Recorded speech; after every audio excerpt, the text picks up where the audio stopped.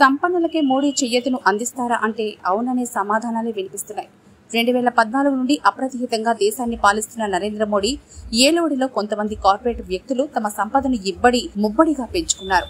సామాన్యులు మాత్రం నిత్యావసర సరుకుల పెరుగుదల, పెట్రోల్ డీజిల్ ధరల పెరుగుదలతో దుర్భర జీవితాన్ని గడుపుతున్నారు. మోడీ ఏలుబడిలో ఎన్నడూ లేని విధంగా నిరుపేదల జీడీపీ 40.9కి పెరిగిపోగా సంపద నిల్వ జీడీపీ 18.9కి తగ్గిపోతుంది. ప్రధానిగా మూడోసారి బాధ్యతలు చేపట్టినాడికైనా సామాన్యుల గురించి ఆలోచిస్తారనుకుంటే ఆయనకు నిరుపేదల గురించి పట్టించుకునే సమయమే లేకుండా పోతుంది. ఇదిలా ఉండగా 2023 సంవత్సరంలో దేశవ్యాప్తంగా 16 లక్షల మంది చిన్నారులకు టీకాలు అందించలేని దుస్థితిలో కేంద్ర ప్రభుత్వం ఉండడం ఆందోళన కలిగిస్తోంది.